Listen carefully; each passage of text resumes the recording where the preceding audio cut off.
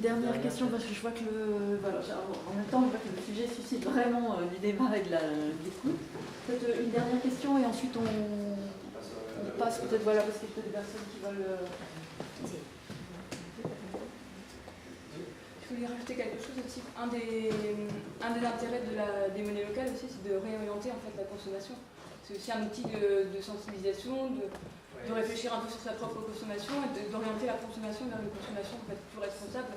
Ça fixe. En fait, l'intérêt, c'est que ça fixe les échanges en local. La monnaie peut être dépensée qu'en local, donc ça vous incite à aller chez le cordonnier du coin plutôt qu'aller au centre commercial qui ne va accepter que les euros. Et c'est couper des circuits financiers. Oui. Et il n'y a pas la dette bancaire qui traîne derrière. C'est pas de la monnaie, si la monnaie est créée sans taux d'intérêt, c'est effectivement tous ces mécanismes-là permettent de remettre en route le système sans avoir un taux d'intérêt qui regrippe la machine. L'exemple le plus frappant, c'est ce village grec, au moment de la crise assèchement des liquidités, l'économie s'arrête, plus personne n'a d'euros pour payer ses salariés, donc il n'y a pas de clients, etc. Et jusqu'au jour où un maire prend l'ordinateur, du software en open source, et puis le met au milieu de la place du marché, chacun avec ses comptes, et l'économie repart. Ils ont recréé une monnaie, et aujourd'hui c'est aussi simple que ça. Comment il s'appelle celui-là? Comment celui-là? C'est la question, comment ça s'appelait celui-là? Ah, je ne sais pas, mais il y en a un. C'est la thème à Volos. Sur le sérieux des monnaies complémentaires qu'on met souvent en doute en disant tout ça c'est utopique, ça ne marche pas. Il faut quand même prendre l'exemple de la Suisse où le VIR existe depuis 70 ans, concerne 60 000 entreprises et représente 10% du PNB. Et en plus, là on peut montrer par les statistiques que ça a un effet contracyclique. C'est-à-dire que quand l'économie suisse va mal, les gens passent au VIR et ça évite du chômage, etc. Et donc, quand on dit que ce n'est pas réaliste, les monnaies complémentaires, les Suisses, croyez-moi, ils sont très réalistes. Madame, je crois, madame, vous voulez poser une question, ça fait un petit moment. Dernière question. Donc, voilà, d'une part, je suis présidente de la FEN du Val-de-Marne, donc système d'échange local. Alors, pour dire les échanges, ils ne sont pas forcément que locaux, ils sont principalement locaux parce que même par une unité égale une minute de temps de service. Et c'est valable également au niveau mondial, avec ce qui s'appelle le jardin d'échange universel, les points jeux.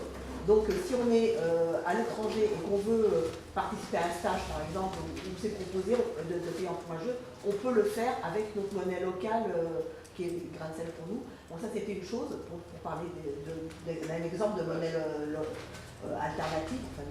Alors pas alternative, parce qu'alternative ça suppose qu'on laisse tomber la première. C'est complémentaire. Oui, parce que c'est quand même minime, il faut dire ce qui est dans les budgets. On n'est pas en train de changer, de vouloir abandonner les monnaies existantes. Mais ce que, il en faut d'autres. Oui. Mais ce que je dis, donc, que je suis tout à fait d'accord avec vous, c'est parce qu'au niveau des financiers, je ne sais pas, avec l'encerclement, il y a eu un film, enfin, il y a une poignée de financiers qui font que de la spéculation, et là, la monnaie, elle a 97% pour la spéculation, et seulement 3% pour les échanges, alors qu'elle ne devrait être que pour les échanges. Et ils sont capables, avec les produits dérivés, enfin des choses assez complexes, de parier sur qu'une entreprise ou qu'un pays, que l'économie d'un pays va tomber, de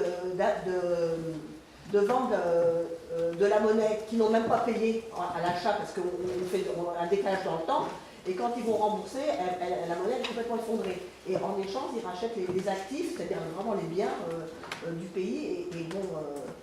c'est les opposés. D'un côté, on essaye de se débrouiller localement comme on peut, surtout pour aider les gens justement qui ont peu d'euros. Voilà. Et puis d'un autre, il y a des financiers qui concentrent, alors là, d'une manière extraordinaire, la richesse. Les monnaies qui sont créées, les monnaies complémentaires, on peut les créer pour éviter qu'elles soient l'objet de... Et la faute de ça, c'est qu'on a abandonné le pouvoir de création monétaire que les rois avaient et que les gouvernements avaient, je crois, dans les années 70, en le laissant aux banques privées, à des financiers privés. Et c'est là le gros problème sur lequel il faudrait pouvoir revenir. Je suis à votre disposition pour faire cette conférence. Je vous propose peut-être... C'est pas une question. Je sais que c'est la dernière question, maintenant on peut peut-être passer aux commentaires. Alors je vous propose les commentaires, on va les prendre, on va les prendre ensemble. Je vous propose peut-être qu'on remercie quand même Drieux pour son intervention.